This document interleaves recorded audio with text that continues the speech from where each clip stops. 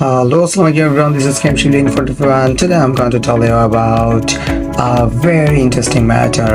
প্রত্যেকটা মানুষের জন্য প্রত্যেকটা সময় যতটুকু তার কাজে লাগানো উচিত ততটুকুই তার দরকার। The utilization of time, that is so much important for everyone's life.